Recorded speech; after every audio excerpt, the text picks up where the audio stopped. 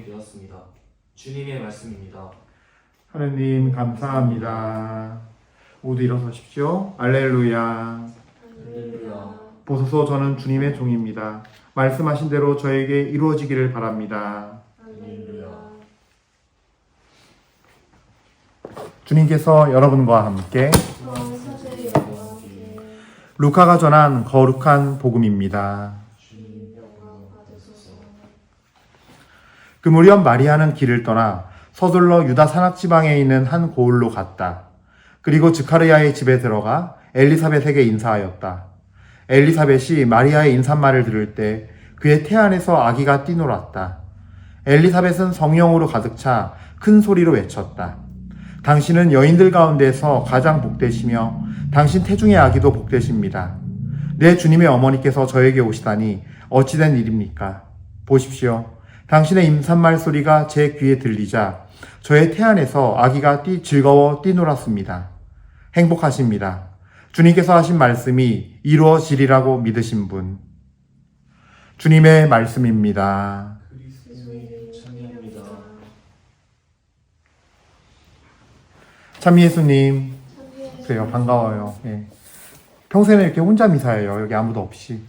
예, 이게 제가 미사를 주일에 드리는 방식인데, 기본 방식인데, 어쨌든 여러분들과 함께 미사해서 매우 기쁘고, 또 우리가 이제 함께 공동체를 모였으니, 둘이나 셋이 모인 곳에 주님께서 함께 하시겠다고 하지 않았습니까? 예.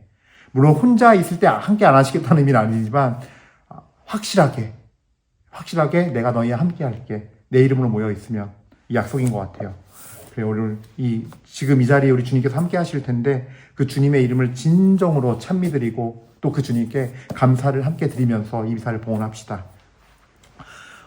그래요. 이제 오늘 대림제 4주일이에요. 그래서 앞에 보시다시피 대림초가 4개가 켜져 있을 거예요. 역사 안에서 오셨던 예수님이 다시 오신 우리는 기억하고 기념하는데, 오늘 제2독서 히브리서 말씀 보면요. 예수님께서 왜 오셨는지 명확해요. 예. 율법의 것이 아닌 두 번째 것. 진정한 구원을 채우려고 두 번째 예수님께서 이제 첫 번째 것을 치우고 예수님께서 두 번째 걸 채우려고 오셨는데, 이 뜻에 따라서 예수 그리스도의 몸이 단 한 번 바쳐지심으로써 우리가 거룩하게 되었습니다. 라 그래요. 그리고 이 예수님은 그냥 인간으로 오신 것이 아니라 온 인류의 죄를 용서하시기 위하여 당신 자신을 바치는 속죄 제물로 오셨어요. 예. 그러니까 쉽게 얘기해서 죽으러 왔다는 얘기예요. 오신 이유 자체가. 예. 하나님이 인간으로 오신 거는 우리를 너무 사랑해서 죽으러 오시는 거고, 그 예수님의 사랑을 우리는 이제 다시 한번 맞이하면서, 또 지금도 그 사랑의 은혜가 넘쳐서 예수님은 유언으로 주셨죠. 이 미사 때마다 이 몸과 피를 바쳐서 이 예를 기억하고 행하여라 라고 우리에게 또 주셨어요. 그래서 매일매일 사제의 손을 통해서, 저도 죄가 많지만 이 죄인인 사제의 손을 통해서라도 십자가의 구원의 제사가 또 이루어지고 있고요. 자, 그래요. 오늘 여러분들 루카복음 말씀 넘어가서 이제 오늘 들은 복음 말씀 듣겠는데, 약간 그 가계도를 알아야 돼요. 가계도. 그러니까 마리아의 친척이에요. 외숙모인지 이건 몰라요. 외숙모일 것 같아요. 엘리사벳이. 숙모 아니면 외숙모예요. 왜냐하면 가브리엘 천사가 마리아에게 나타났을 때 내 친척 엘리사벳을 보아라. 아이를 낳지 못하는 여자라고 했지만 아이를 가진 지 6달 되었다. 라고 하면서 성모님께서 어떻게 처녀가 아이를 낳습니까? 라는 문제에 대해서 답변을 해주세요. 하느님께는 불가능이 없다라고.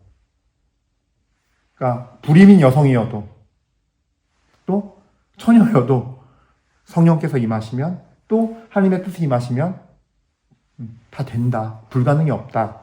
그래서 이 엘리사벳에서 나온 아이가 세자 요한이고, 성모님에게서 나온 아이가 예수님이에요. 근데 마리아는, 재밌는 건 마리아가 길을 떠나서 즈카르야의 집에 있는 엘리사벳에게 인사했다라고 나와 있어요.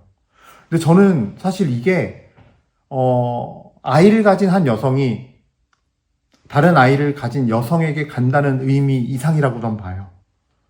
성모님 같은 경우는 가브리엘 천사를 만나서 처녀가 아들을 낳을 것이고, 그 예수라 하여라. 그는 이 세상의 메시아 왕이 될 것이다. 그러니까 태교를 위해서라면 엄마랑 있으면 돼요. 그렇죠? 성모님에게도 엄마가 있었어요. 하지만 본질적으로 해결할 수 없는 지금 질문이 남아있어요. 성모님에게는. 그렇죠? 하느님의 뜻에 따라서 가브리엘 대천사를 통해서 온 그 뜻을 순종하여 받아들였지만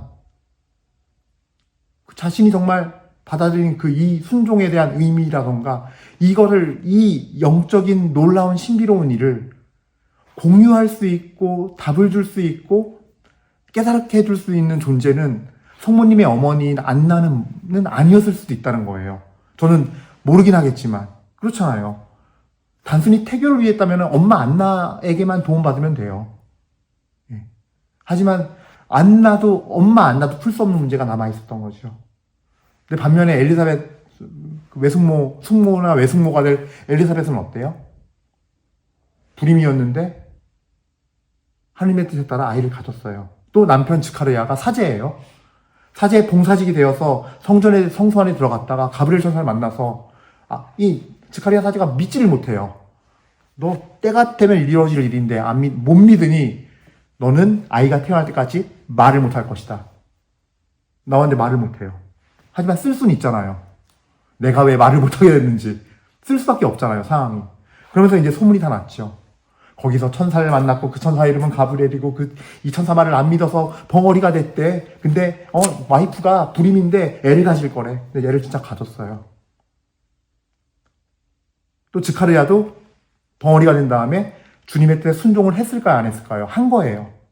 했으니까 아이를 가졌겠죠. 엘리사벳이 관계를 갖고. 하지만 성경에서 말하듯 엘리사벳은 불임이었거든요. 그 늙은 나이에 아이를 가졌어요. 그렇기 때문에 이 모든 것을 알고 있는 성모님으로서는 찾아갈 수밖에 없지 않았을까. 근데 이 찾아감은 단순히 내가 모르는 신비를 풀기 위해서만은 아니에요. 성모님의 시선이에요.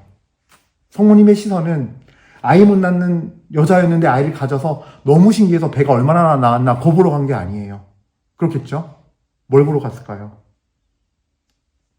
하느님의 뜻을 보러 간 거예요. 하느님을 보러 간 거예요. 하느님의 뜻이 어디 있나? 지금 내 여정에서 나는 어떤 준비를 해야 되나? 성모님께서도 그 결핍뿐만이 아니라 그 답, 정말 하느님을 바라보는 가운데서 성령의 뜻에 따라서 엘리사벳을 찾아서 가서 만나고 도와드리고 그리고 함께 하면서 이 신비의 여정 안에서 같이 함께 뜻을 모아 있어야겠다. 그러면서 하나님 안에 있기를 선택한 거예요. 그러니까 이게 참 사실은 신비로운 일인 거죠. 근데 우리는 여기서 묵상해 볼 게 있어요. 우리도 어떤 일이 벌어질 때 세상의 관점에서만 벌어진 현상에 대해서만 생각하게 돼요. 그러니까 성모님이 지니신 이 시선과 태도를 우리가 정말로 본받아야 할 필요가 있다는 거예요. 하나님 안에서 나에게 벌어진 일이 어떤 의미가 있는지 재해석을 하려는 곳으로 우리는 시선을 두고 가야 하거든요. 여러분들은 어떤 일이 있을 때 지금까지 어떻게 해오셨어요? 하나님께서 나에게 이 일을 왜 주셨고 이 의미가 무엇이고 하나님의 뜻은 무엇인가를 우리가 사실 나의 삶의 문제나 상황이나 어려움들이나 어떤 기쁜 일이나 그 안에서 이렇게 생각들을 하시나요? 잘 못하게 돼요. 근데 우리는 성모님을 정말 본받아야 되는 이유가요. 성모님은 사람 중에 유일하게 원죄 없이 태어나셨어요.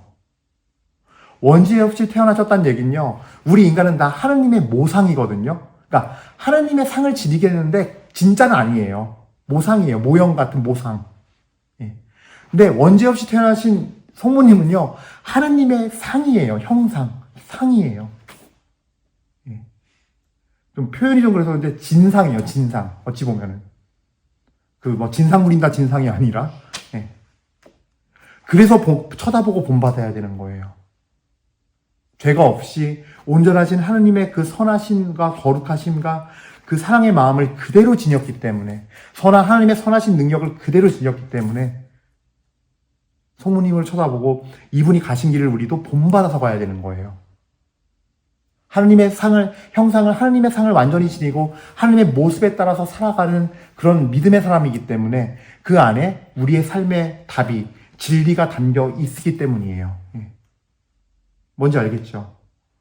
근데 그 성모님은 이 일을 겪으면서 안나 엄마 곁에 있지 않고 엘리사벳을 찾아갔단 말이에요. 하나님의 뜻이 있는 곳, 하나님의 그 어떤 성령께서 나에게 인도하시는 그곳.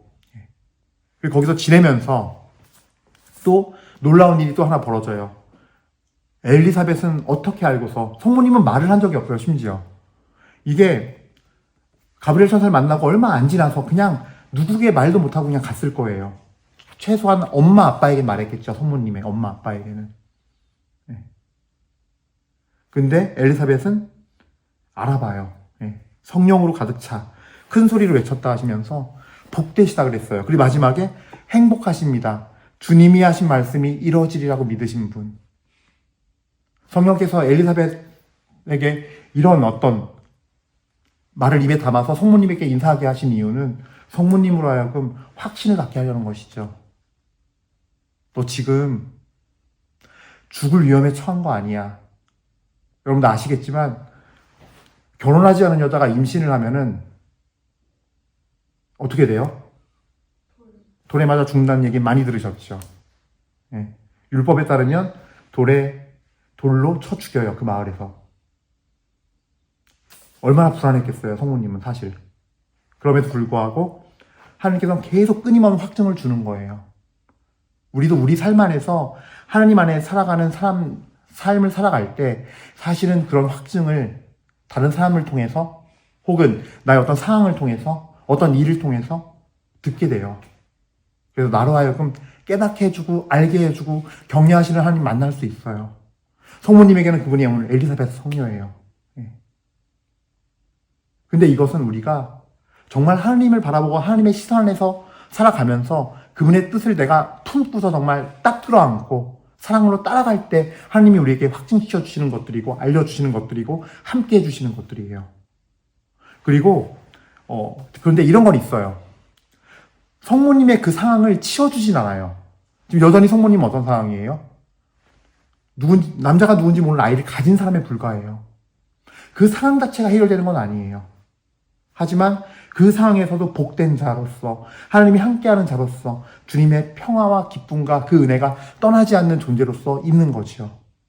그거는 성모님의 그 순종과 믿음을 통해서 우리가 분명히 본받아야 되고 우리 역시 주님께 받아야 할 은혜의 선물인 거죠. 그래서 오늘 이 미사 드리면서 예수님이 곧 오실 텐데 남들은 24일 돼서 밤미사 드리고 25일날 성탄 돼서 다 기뻐하고 신앙 없는 사람들은 어때요? 그냥 연인들끼리 팔짱 끼고 좋아하면서 나름대로 기뻐할 테고 할 텐데 하나님 없이. 근데 우리는 하나님 믿으면서도 아무런 뜻도 없고 뜻도 몰라서 기쁨도 없고 제자리에 서 있는 사람들이 아니라 정말 예수님을 품고 기쁨과 평화로 가득 찬 그런 성탄절 맞이하셔야겠죠. 그래서 여러분들 오늘 이 마리아의 모습을 본받으면서 성모님 모습 본받으면서 우리 신앙의 어머니, 우리 교회의 어머니, 믿음의 어머니, 우리 어머니이신 성모님을 통해서 전구드립시다. 당신이 지니셨던 그 은혜를 우리가 받을 수 있도록. 그래서 우리가 정말로 성령 안에서 기쁨과 평화가 있고 성탄 때는 예수님을 품에 안고 예수님 안에 함께 살아가는 사람이 될 수 있도록 해달라고 주님께 은혜를 청하면서 이 미사 봉헌합시다. 아멘. 그래요. 자, 다 함께 우리의 신앙을 고백합시다.